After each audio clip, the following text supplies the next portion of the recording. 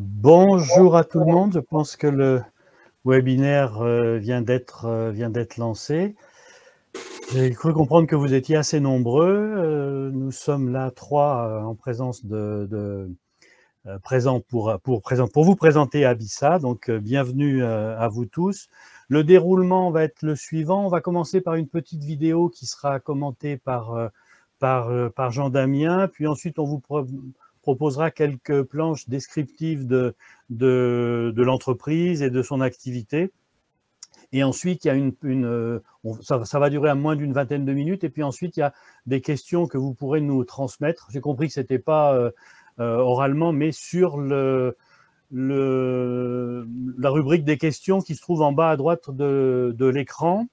On va résumer en 20 minutes à peu près une trentaine d'années de réflexion d'océanographe opérationnel et plus précisément les 10 dernières années, puisque ça fait 10 ans qu'on travaille sur le projet. Donc évidemment, il va manquer des aspects de la présentation, mais on pourra compléter par oral par rapport à vos questions et aussi évidemment par la suite s'il y a des commentaires à faire. Donc dans un premier temps, une courte présentation de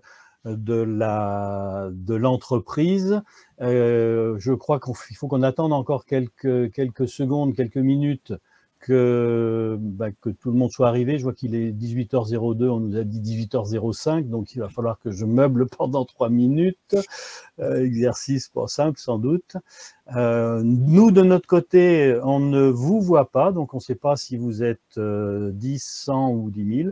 On peut plutôt pencher pour un peu moins d'une centaine. Vous avez là en face de vous Michel Collinet, directeur général délégué, Jean-Damien Bergeron, directeur des opérations, et moi-même, Jean-Marc Sornin, qui suis président, mais on va se présenter quand on interviendra, chacun se présentera quand on interviendra sur la présentation. Bon, 18h03, je ne sais pas, on n'a pas non plus de retour des organisateurs de WICID, mais je pense que c'est peut-être OK, on peut y aller. On y va. Bon, merci beaucoup Stéphanie. Jean-Damien, on te laisse la main pour la présentation de la vidéo. Très bien. Bon, bonjour à toutes et à tous. Donc, je me présente, Jean-Damien Bergeron, je suis directeur des opérations chez Abissa et on a choisi de vous montrer dans un premier temps une petite vidéo qui va vous expliquer un petit peu notre activité, ce qu'on fait chez Abissa et comment ça se concrétise. Donc, c'est une vidéo qui est très parlante. Nous, notre cœur de métier, c'est de faire des cartes haute résolution des grands fonds marins en utilisant des drones autonomes sous-marins. On appelle ça des AUV. Donc là, on en voit un à l'écran. C'est un drone qui mesure 5 mètres de long, qui pèse 1,5 tonnes. Du coup, il faut un gros bateau, un gros navire surface pour pouvoir le maniper. Donc, il est complètement autonome. C'est pour ça que ça s'appelle AUV. Ça veut dire qu'il n'est pas relié à la surface par un ombilical ou par un quelconque câble. Il est paramétré depuis le bateau, dans la control room, ce qu'on appelle. On lui donne son plan de vol, son plan de ligne. Et il descend et il va faire le fond. Il va vers le fond et il va acquérir des données. Donc, quand je dis données, il va acquérir différents types de données. Là, vous avez un exemple en fait d'une vision sous-marine d'un océan, pas d'un océan, pardon, mais de la mer Méditerranée au large de la Corse. Donc, on est au large de Saint-Florent. Et on voit un monticule, c'est un mont sous-marin qui est à peu près à 2000 mètres de fond sur la base et après qui remonte à 1300 mètres. Et donc là, on voit l'acquisition du drone en fait qui a permis de faire une carte plus précise du fond, de la bathymétrie, donc de la profondeur, de la nature aussi du fond avec des images sonars et aussi des images avec une caméra. Voilà, donc ça vous montre un petit peu les différents types d'outils qu'on met en œuvre. Donc là, on le voit, il est à l'arrière du bateau, c'est le gros véhicule jaune là qui revient à proximité du navire. Et puis, on va le remonter sur le pont, on va télécharger les données et ensuite, ce sont nos ingénieurs qui vont traiter les données et faire les cartes des fonds marins.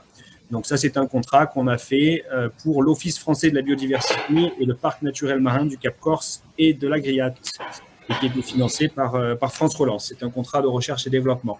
Voilà, comme ça vous met de suite dans le bain et vous avez de suite une image de ce qu'on réalise et comment on travaille chez Abissa. Je laisse la parole à mes chers collègues. Alors, Michel, tu poursuis. On vient de voir, pour vous présenter également Andréina, qui est ingénieure géophysicienne, qui vient de nous rejoindre. Michel, on te laisse la main pour la presse. Ouais. Donc moi, je suis Michel Collinet, je suis le directeur général délégué de ABISA. J'ai plus de 30 ans d'expérience dans une précédente de l'océanographie qui était surtout ciblée sur le littoral, et à partir de laquelle on a créé Abissa, qui est, elle, dédiée à l'exploration des grands fonds marins. Donc notre objectif est... Ah, je crois qu'on a un souci avec la connexion de Michel. Oui. Donc je vais poursuivre, Michel nous rejoindra. Donc ce que disait Michel, c'est qu'on a donc créé la société avec comme objectif de faire des cartographies, c'est ce qu'on a vu précédemment. Tu nous retrouves, Michel? Je vous retrouve. Allez, gère. Au XXe siècle, de manière classique, ce qu'on faisait, c'est que tous ces capteurs étaient embarqués sur des bateaux donc qui traînaient ou qui étaient équipés eux-mêmes de ces capteurs. L'inconvénient, c'est que c'est comme lorsque vous voulez utiliser une lampe électrique pour éclairer devant vous. Plus la cible que vous voulez éclairer est loin de votre lampe, moins vous êtes précis.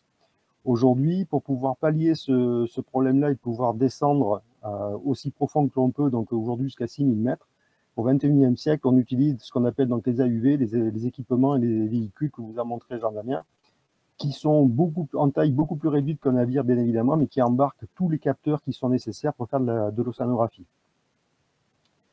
Le développement de Abissa, en fait, il est basé sur deux innovations. La première, donc, c'est l'innovation qu'on explique être d'usage incrémental à travers l'utilisation des AUV, de manière à pouvoir donc se rapprocher du fond, de descendre beaucoup plus profond que ce qu'on pouvait faire jusqu'à présent, et donc de pouvoir renseigner de manière beaucoup plus exhaustive la connaissance de ces environnements qui sont particulièrement méconnus. La deuxième innovation, c'est une innovation de rupture, puisque par rapport à l'image en bleu, là, ce qu'on est en train de développer chez Abissa, c'est une notion de flotte, c'est-à-dire d'être capable de faire naviguer plusieurs AUV autour d'un AUV master, des petits AUV suiveurs qui vont nous permettre d'étendre la fauchée de cartographie. Et donc, vous comprenez bien que si on a 10 AUV à l'eau pour un seul et même bateau, on est 10 fois plus efficace et 10 fois plus rapide. Ce projet-là, c'est celui qui a donné naissance à Abissa. On a été lauréat du concours mondial de l'innovation pour les phases 1 et phase 2 en 2013 et 2016. Et aujourd'hui, on le poursuit au sein d'un projet de développement porté par France 2030. Comment ça se passe pour imaginer ce type de mission? Faut bien comprendre qu'aller travailler en mer, une fois que tout est parti, tout est parti. Donc on ne peut pas revenir à quai, et donc il faut que tout soit parfaitement prévu depuis le départ. Ça sous-entend donc qu'on a un navire qui représente 30% du budget de l'offre que l'on peut faire, le matériel, donc les AUV, plus tous les systèmes de positionnement et tous les outils qu'on peut avoir à bord pour pouvoir faire la manip, qui représentent 20% du budget global. Le personnel embarqué, donc qui est là pour gérer l'AUV, le mettre à l'eau, anticiper les problèmes, récupérer les datas, les qualifier, les valider avant de pouvoir les remettre aux clients, ça représente une quinzaine de pourcents du budget global. Et ensuite, il y a toute la part de coordination et de gestion de la mission qui se fait souvent depuis la terre, qui représente 20% du budget. Tout le reste, qui représente quand même 15%, ce sont différents frais d'envoi, de frais de douane, d'assurance, et bien évidemment de risques que l'on provisionne à chaque fois qu'on fait un devis. Ce type de devis, donc aujourd'hui, on l'éclate, nous, au travers des deux cas de figure possibles.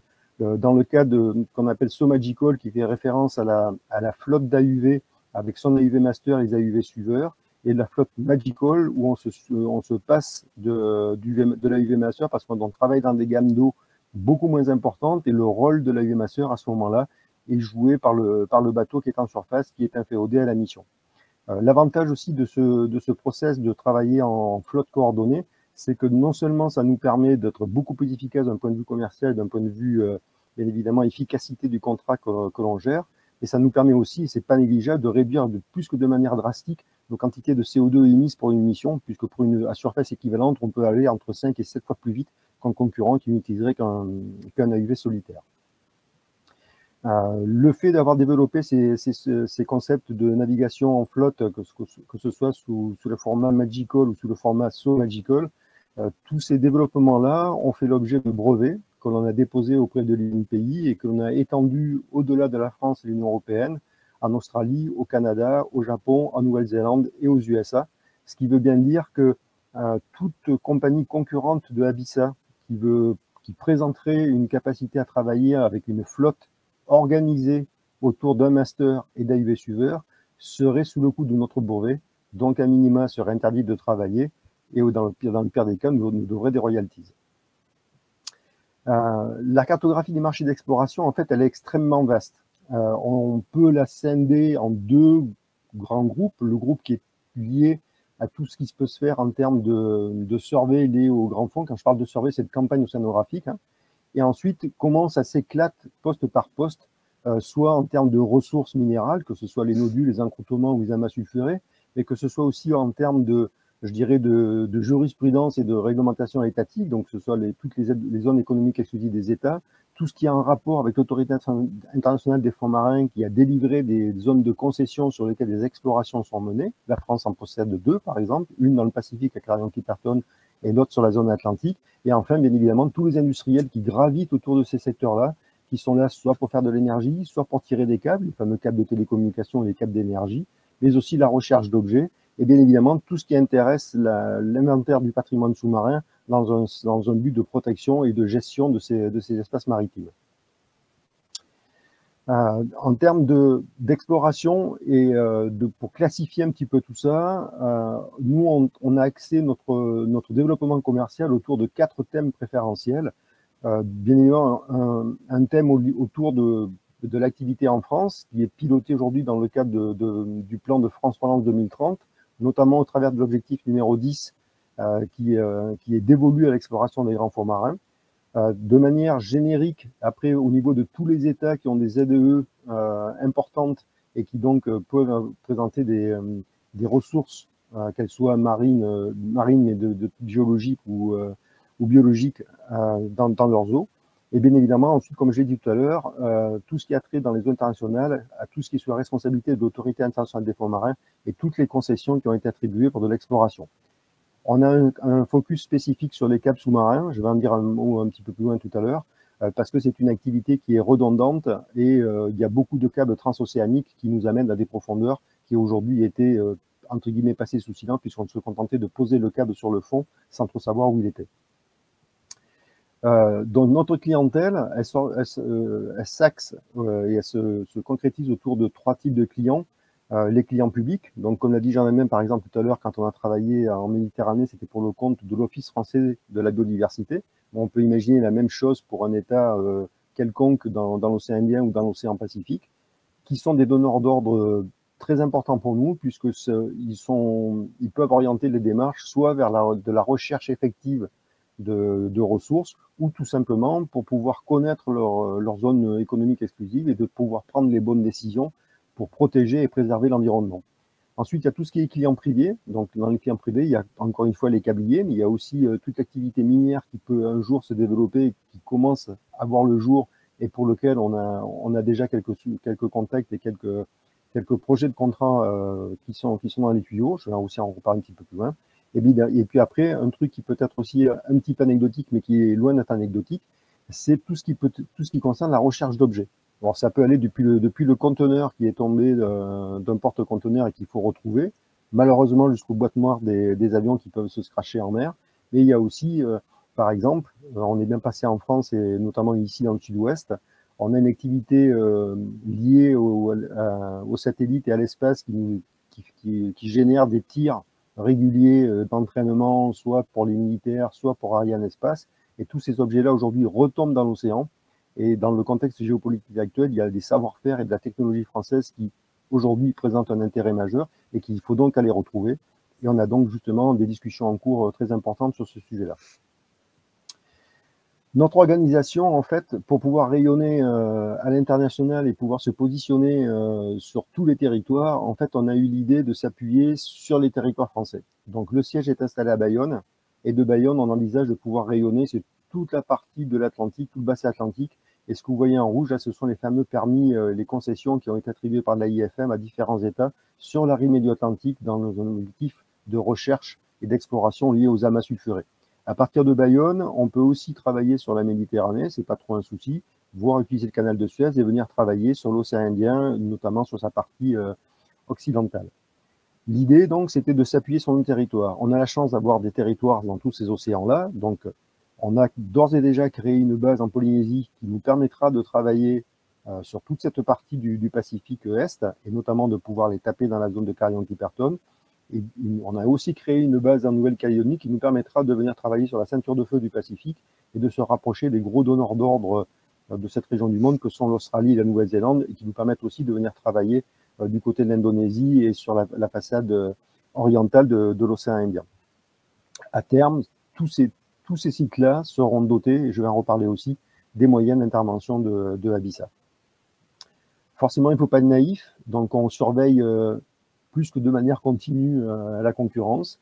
On connaît d'ores et déjà un certain nombre de sociétés avec qui on a déjà eu des contacts parce que ça a été soit des partenaires, soit des gens contre qui on s'est battu, entre guillemets, pour pouvoir gagner des appels d'offres.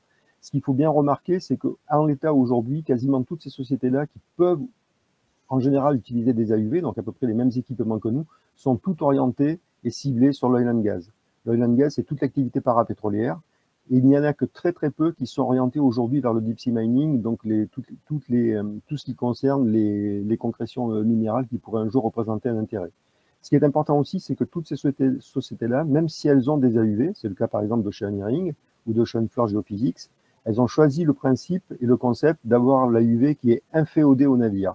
C'est-à-dire que pour faire bouger l'AUV, il faut aussi faire bouger le navire. Donc ça complexifie encore plus l'opération. Et vous imaginez bien que si vous êtes en cours de réalisation d'un contrat en mer du Nord et que vous devez aller travailler dans le Pacifique, c'est beaucoup moins simple que si on ne doit que se contenter d'envoyer l'AUV, solution que nous on a choisie, ou de l'opérer à partir d'une des bases que l'on a dans le Pacifique ou à partir de Bayonne.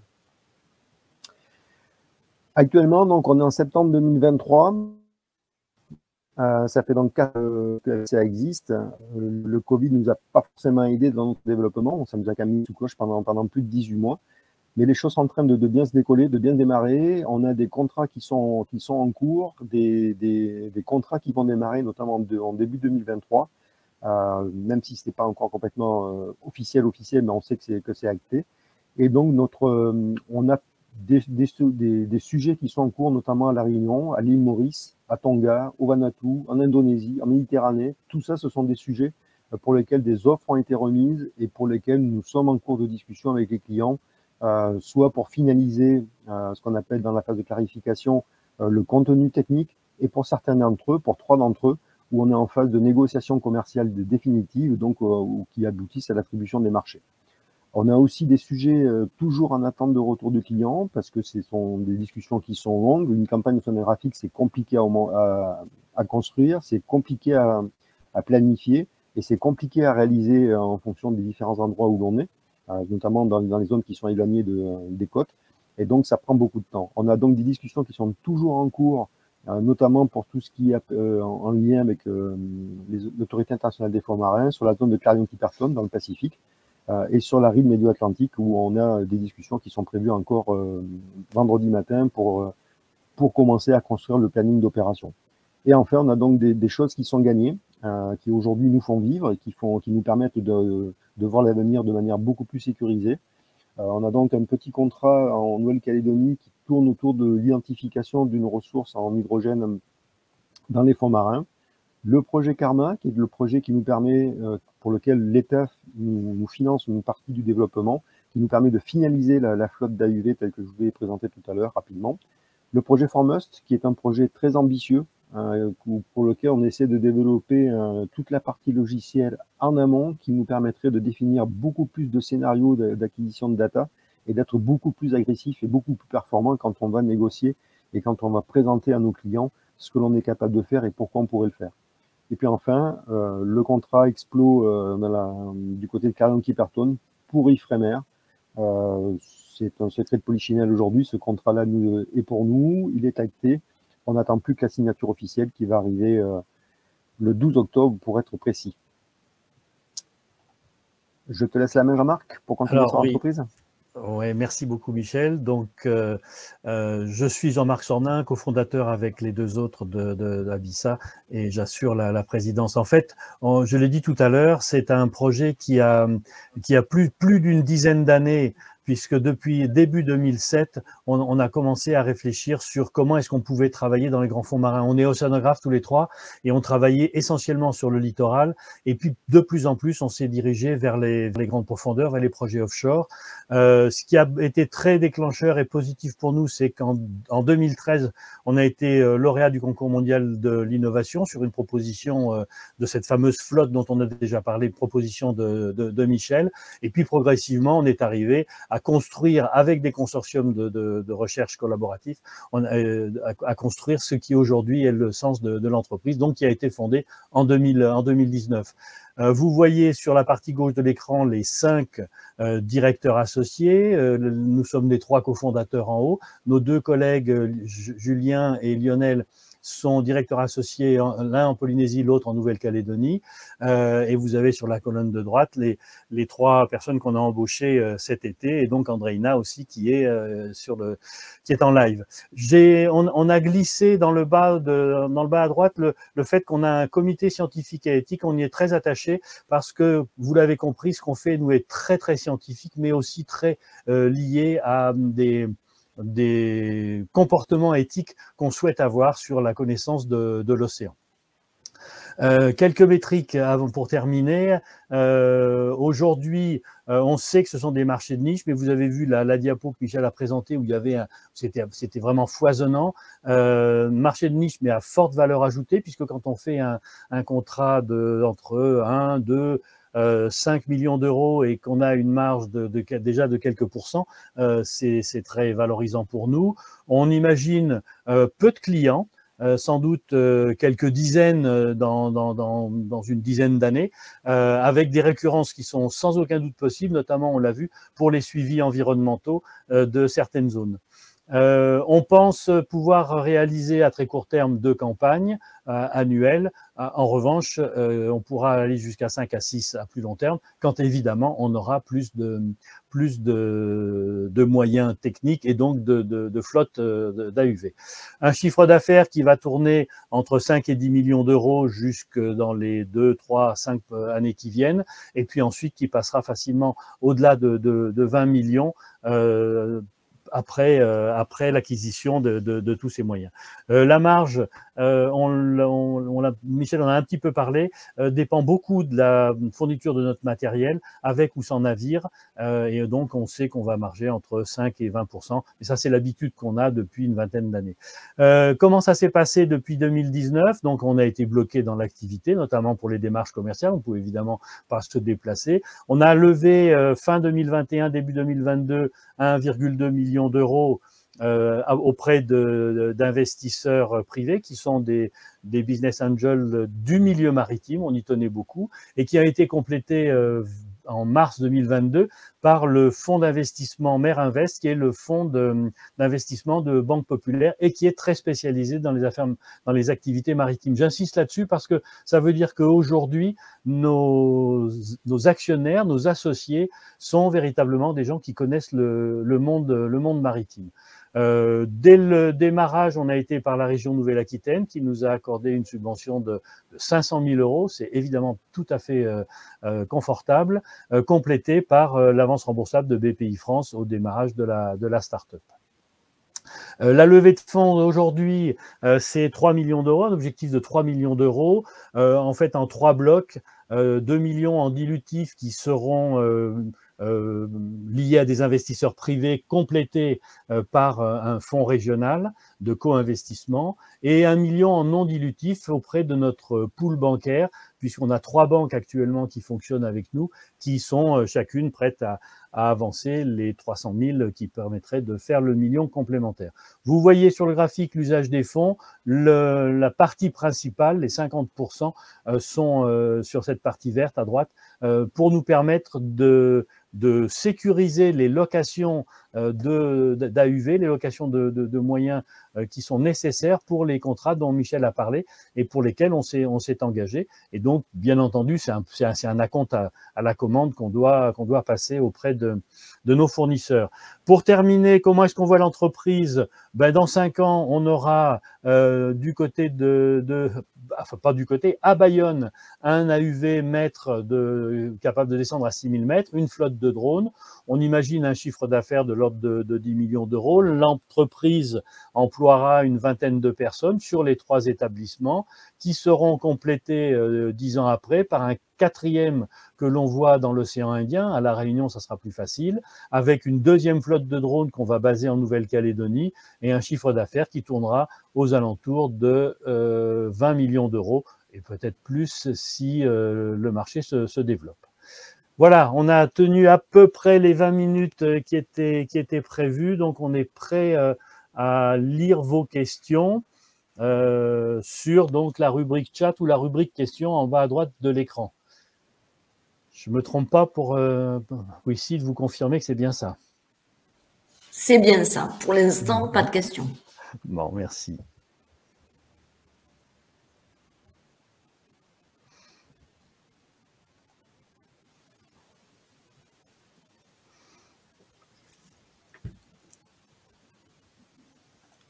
En attendant les questions, peut-être qu'on peut répondre à une question qu'on nous pose souvent. C'est pourquoi est-ce qu'on s'est installé dans le sud-ouest de la France? Donc, si vous n'avez pas osé la poser ou si vous n'avez pas pensé, en fait, on s'est installé ici, dans le sud-ouest, parce que déjà, il y a un port, le port de Bayonne. Donc, il y a des infrastructures portuaires qui nous permettent de nous accueillir.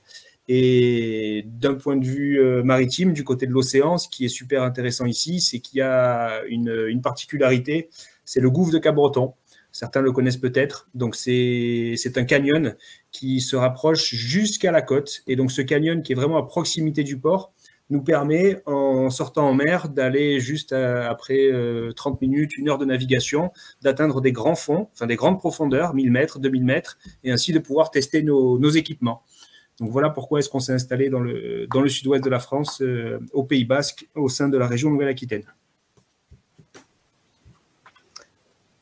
Une question qui est abordée souvent, puisque je vois qu'il n'y a pas de questions écrites, qui est abordée souvent, qui concerne notre rapport avec les instituts scientifiques, avec la manière dont on peut travailler en complémentarité.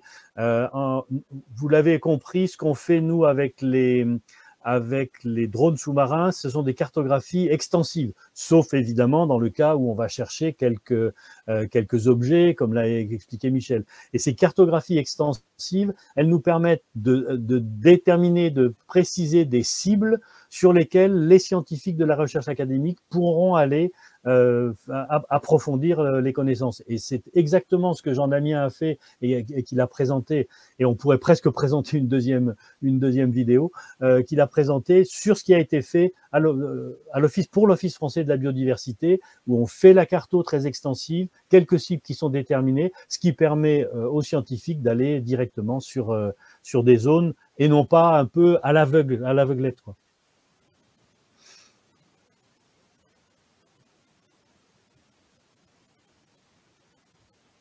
Une question qui nous a été posée au préalable de ce webinaire-là, qui concernait les objectifs de développement durable. On est assez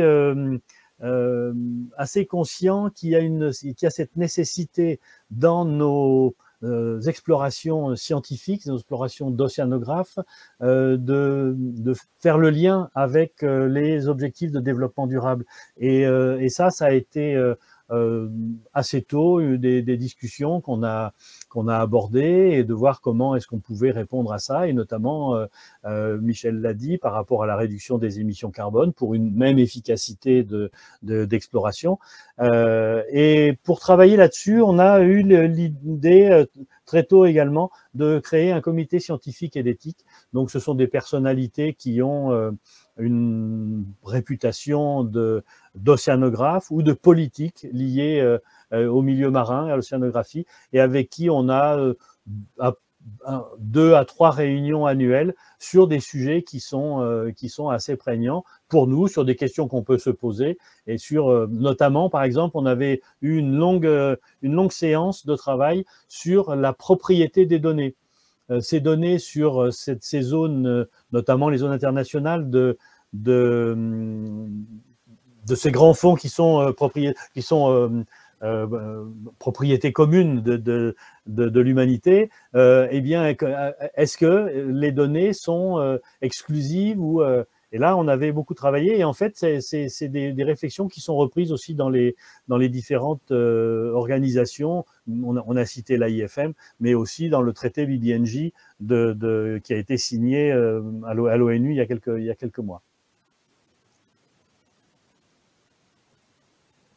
Alors, il y a une question sur… sur le chat, oui. Oui, une question sur le chat qui concerne les résultats comptables. Oui, aujourd'hui, les résultats comptables sont déficitaires parce qu'en fait, on a beaucoup investi en R&D. Par exemple, on vient de toucher le retour du crédit d'impôt recherche qui est de plus de 150 000 €, ce qui veut dire qu'on a en gros 3 fois plus investi dans la R&D.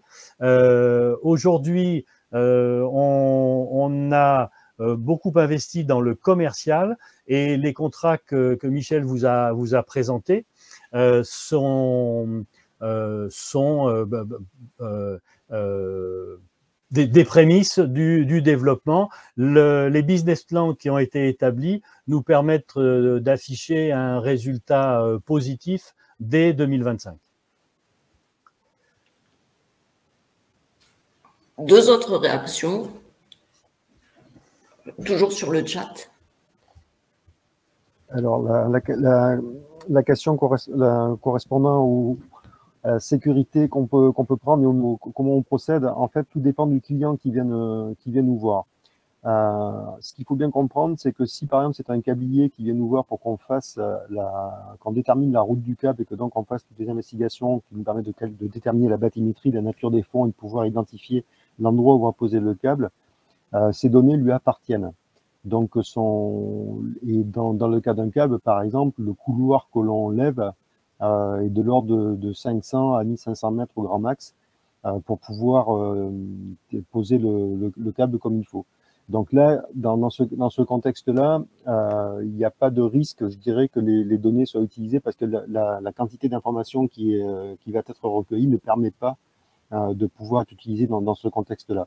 Après, quand on travaille comme ça a été le cas par exemple pour l'Office français de la biodiversité, l'objectif là c'était de cartographier, d'identifier, de caractériser ce mont sous-marin-là. Typiquement, c'était dans le cadre du plan de gestion qui est en place dans les eaux du parc marin corse. Et donc l'objectif très clairement de ces données qui de fait après deviennent publiques et sont utilisées par toute la communauté scientifique pour pouvoir travailler, sont à des buts éminemment de protection de l'environnement. La question se pose plus clairement quand il s'agit d'une activité liée à une concession qui a été accordée par l'Autorité internationale des fonds marins à un but très clairement de pouvoir un jour imaginer de faire une exploitation sur ces zones-là. Dans ce contexte-là, les sujets sur lesquels nous intervenons, ce sont essentiellement l'acquisition des connaissances environnementales et les données qui pourraient être utilisées dans le cadre minier ne le seront de toute façon que lorsque le code minier sera publié et sera réalisé. Or, ce code minier est toujours en discussion. On était avec Jean Damien en Jamaïque là, au mois de juillet cette année justement pour surveiller l'évolution du code minier. Et le code minier est très très précautionneux quant à l'activité qui va être développée et sur les précautions qu'il faut prendre avant d'autoriser une quelconque exploitation.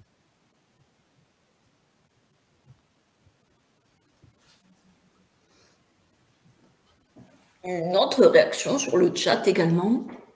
Alors, quels sont les objectifs, calendrier, montant, constitution du tour de table pour la levée de fonds? Le tour de table. Pour le tour de table, oui.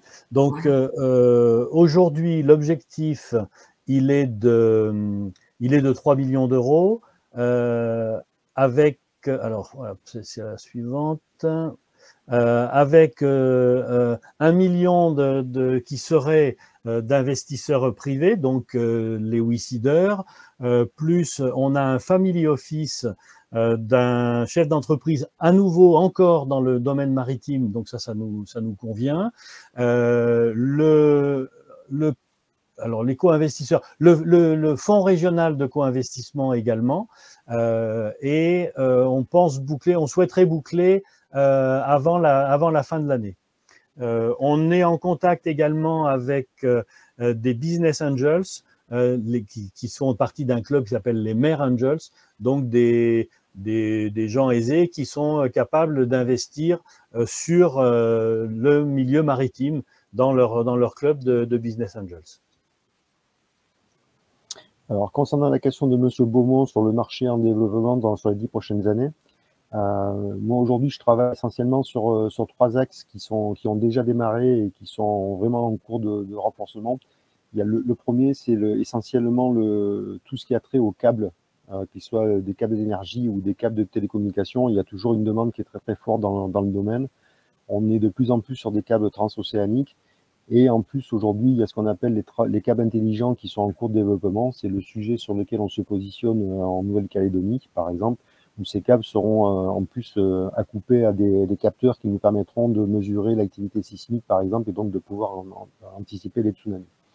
Donc ça, c'est un élément fort que l'on suit et sur lequel on se positionne. On a trois propositions en cours sur ce sujet-là. Le deuxième sujet, c'est tout ce qui a trait à la zone économique exclusive. Tout le monde voit bien ce qui se passe d'un point de vue géopolitique aujourd'hui. Tous les États aujourd'hui s'engagent au niveau avec différentes velléités à ce stade, mais tous en tout cas se sont tournés vers l'économie bleue et tous ont des besoins de connaître et d'inventorier ce qu'il y a dans leurs eaux. Alors soit pour des buts clairement de protection et d'interdiction d'activité, soit pour pouvoir mieux gérer cette activité. Quand j'en amène des monts sous-marins, par exemple, ces monts sous-marins, ce sont souvent parce que ça attire pas mal la faune et donc ça attire tous les pélagiques vers l'objet d'une pression de pêche. Donc tous ces états-là aujourd'hui se sont lancés dans ces sujets-là et là aussi on a des discussions qui sont en cours et ça ne va faire que se renforcer dans les prochaines années. Et malheureusement ou heureusement selon ce qu'on peut imaginer, la demande en métaux étant ce qu'elle est aujourd'hui, je parle des métaux critiques et des métaux stratégiques, chaque État aussi et chaque industriel cherche à avoir son approvisionnement qui sera régulé et qui sera conforté pour les 10 à 15 prochaines années, voire même plus à venir. Et donc, inévitablement, ça passe à minima, je dis bien à minima, et je ne parle pas encore d'exploitation, mais ça passe à minima par l'identification et la localisation de ces ressources. Donc, ça passe par de la cartographie qui seront vraiment très, très demandées dans les 10-15 prochaines années.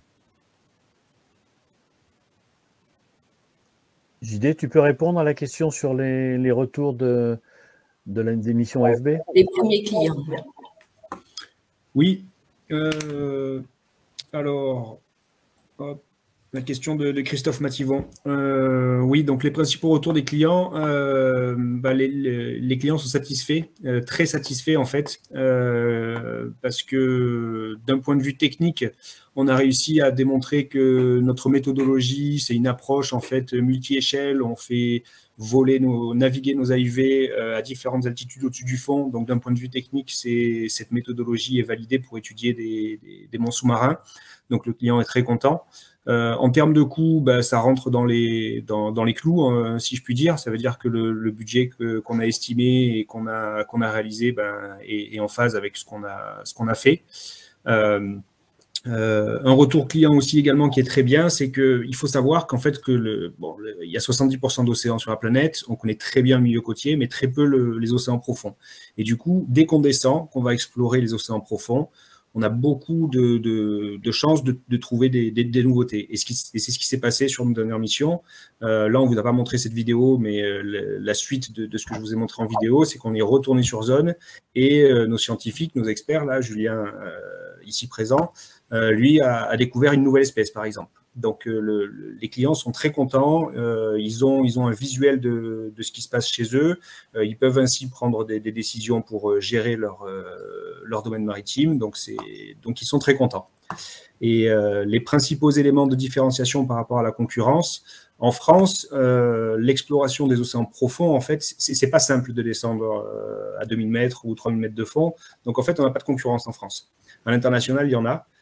Mais aujourd'hui, on n'a pas de concurrence. Après, la différenciation, elle se fait, comme Michel vous l'a dit, par rapport à nos projets de flotte, à nos technologies qu'on est en train de développer.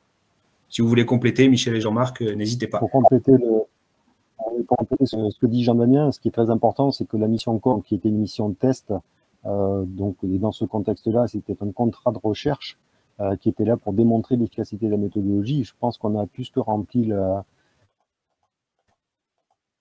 la mission et l'efficacité, et le parc naturel marin de Corse nous ont déjà sollicité pour organiser des missions beaucoup plus ambitieuses et beaucoup plus prégnantes sur les 2 ou 3 prochaines années qui arrivent, avec des budgets qui seront beaucoup plus conséquents. Donc ça, c'est la démonstration qui est faite de l'efficacité et du bien fondé des protocoles qu'on a mis en place. Ensuite, l'élément différenciant, je suis passé très très rapidement tout à l'heure, mais ce qu'il faut bien comprendre, c'est que les capteurs qui sont aujourd'hui embarqués sur les AUV, alors pour ceux qui connaissent un petit peu, ce sont les capteurs qui mesurent la bathymétrie, c'est-à-dire la profondeur et la topographie des fonds marins, des capteurs d'imagerie qui nous permettent d'aborder la nature des fonds, des capteurs qui nous permettent de connaître, qu'on appelle des sondeurs de sédiments, qui nous permettent de connaître l'épaisseur des vases ou la position du bedrock sur le fond. Enfin, donc, ce sont des capteurs qu'on utilise essentiellement pour faire de la géologie, qu'on a toujours utilisé dans le parapétrolier, dans l'aménagement côtier, pour la pose des câbles, etc. Ce qui nous différencie de la concurrence, c'est que ces données-là, aujourd'hui, grâce à Julien et Andréina, entre autres, et aujourd'hui en s'appuyant sur eux, on est capable de les utiliser, de les traduire pour identifier des habitats. Donc, par rapport à notre concurrence, si vous faites un tour sur le site de Ocean Infinity ou de Fugro, vous allez voir, ils ont pléthore de géologues, ils ont pléthore de géotechniciens, mais ils n'ont pas d'environnementalistes.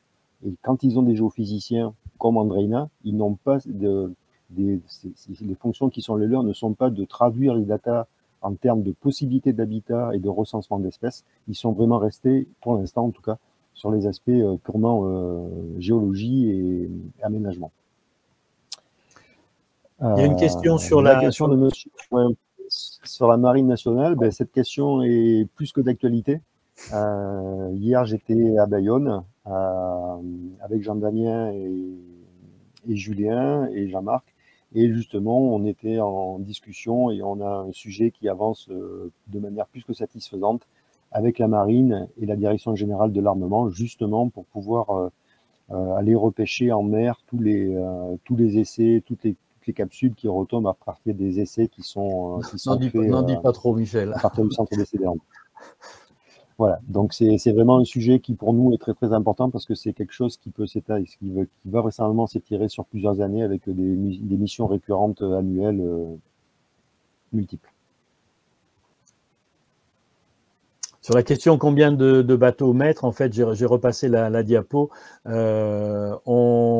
Il faut avoir en tête qu'un drone maître, donc celui qui dirige la flotte et qui peut évidemment travailler en solitaire, ça coûte entre 5 et 8 millions d'euros selon ce qu'on met, selon sa capacité à descendre à 3000 ou à 6000 mètres.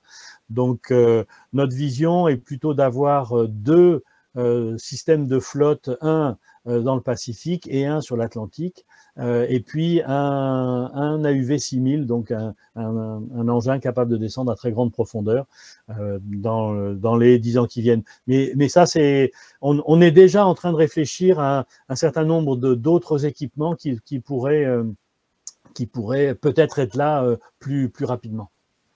Pour compléter, parce que je ne voudrais pas qu'il y ait de confusion, le bateau, c'est pas le maître. Le bateau, c'est le support de surface sur lequel l'équipe est là pour gérer les AUV que l'on met à l'eau et qui assure l'acquisition de données. Ce qu'on appelle le maître, c'est le gros AUV qui coordonne la navigation et qui coordonne l'acquisition des datas de tous les petits AUV qui sont autour de lui. C'est lui qu'on appelle le maître. Le bateau, on en aura toujours besoin, et le choix qu'a fait Abyssa, et c'est pour ça qu'on a aujourd'hui un positionnement de Nouvelle-Calédonie, en Polynésie et à la Réunion, c'est que on ne sera jamais armateur, parce qu'entretenir des bateaux, c'est juste un vrai métier, et c'est assez spécifique. Nous, on a tout containerisé, c'est-à-dire que tous les équipements sont dans des containers 20 pieds ou 10 pieds, et donc on utilise des bateaux d'opportunité. Le fait que tout soit containerisé, qu'on soit complètement autonome, ça veut dire qu'on n'a pas besoin d'aller chercher un bateau océanographique. On va chercher un bateau qu'on appelle un MPSV, c'est-à-dire le bateau de travaux, où on a simplement besoin d'un pont arrière avec une superficie suffisante pour venir installer nos AUV, et ensuite on fait travailler nos AUV. Donc soyons bien clairs, ce qu'on appelle le maître, c'est l'AUV maître qui coordonne la flotte, ce n'est pas le navire. Hein.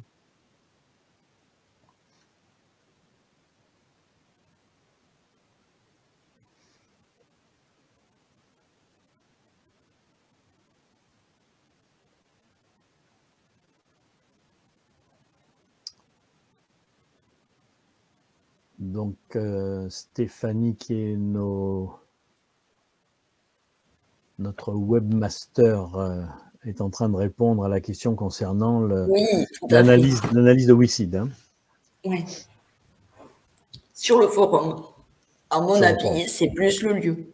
Oui, tout à fait.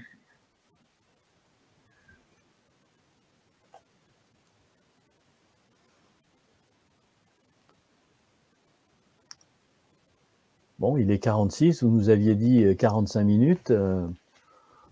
Pas trop mal, là. Non, on est très bien.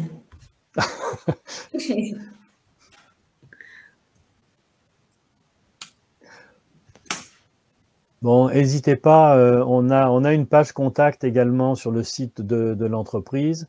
Et puis, bien entendu, comme l'a dit Stéphanie, sur le forum de WICID, hein, et le lien avec Abissa, mais les deux sont accessibles. Et on a une page contact auquel vous pouvez nous adresser les questions directement si ça vous paraît nécessaire.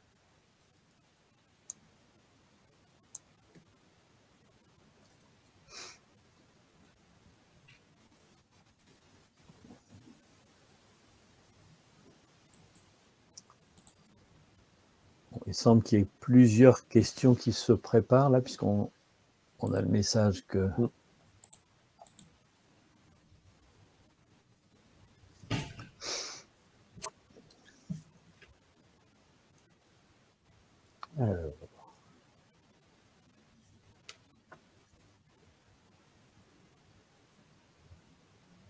Oui, en fait, aujourd'hui, ce qu'il faut bien, pour répondre à Monsieur Beaumont, aujourd'hui, on n'a pas d'AUV en propre. On n'a pas encore passé les bons d'achat pour s'équiper. Par contre, on a l'activité qui a commencé. Et donc, pour pouvoir réaliser cette activité, aujourd'hui, on loue des AUV. On les loue soit auprès d'institutions comme Ifremer, Outsol ou le NOC en Angleterre.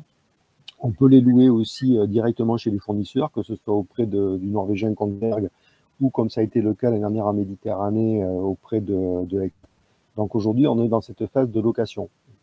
C'est ça qui est important, c'est que il faut qu'on puisse confirmer la location suffisamment tôt pour qu'on puisse travailler en conformité avec le planning qui nous est imposé par le client. Donc c'est dans ce sens-là aussi que la levée de fonds est importante pour nous, parce qu'elle va nous permettre de sécuriser sur le long terme cette capacité à pouvoir avoir toujours le meilleur outil pour réaliser la meilleure mission. Et dans un deuxième temps, qu'on espère être le plus proche possible, c'est de pouvoir bien évidemment réaliser l'achat pour nous direct de l'AUV qui nous permettra de réaliser le maximum de travail. Donc vraisemblablement un AUV 6000 mètres. Le choix technique est fait. Il reste plus maintenant qu'on ait la solidité financière suffisante pour pouvoir passer la commande de l'achat de cet AUV. Et dans un troisième temps, c'est une fois qu'on aura finalisé le programme de R&D qu'on a intitulé tout à l'heure Karma avec nos partenaires Exail et RT6, qui consiste à finaliser la flotte, donc à construire une première flotte. On achètera cette flotte qu'on basera à Bayonne, et ça, c'est à l'horizon 2026. Dans les arguments également qui nous font reculer un petit peu l'achat, il y a évidemment les aspects financiers, ça c'est très clair, mais il y a aussi le fait que, comme l'a dit Michel à un moment sur une des diapos, on parle d'innovation d'usage. C'est-à-dire que les AUV, ils sont faits pour aller sur des cibles. Ils suivent des routes, mais ils font pas de l'extensif, ils font pas de la cartographie extensive. Et là, on a bien vu, et Jean Damien, qui était à bord et qui a mené les opérations, opérations, a bien vu que qu'avec un certain équipement, si on donne pas les bonnes instructions, si on programme pas de la bonne manière, si on met pas les bonnes règles de sécurité, on n'a pas exactement ce qu'on veut, ce qu'on souhaite par rapport à notre usage. Donc ça nous permet aussi de dresser des cahiers des charges qui nous ont permis de prescrire auprès des fournisseurs, comme l'a dit Michel, puisque les commandes ne sont pas encore passées, mais elles vont se faire dans les 2 années qui viennent, de prescrire exactement les besoins qu'on peut avoir, qui ne sont pas ceux des militaires qui vont faire la guerre des mines ou qui ne sont pas ceux des scientifiques académiques qui vont sur des cibles beaucoup plus précises.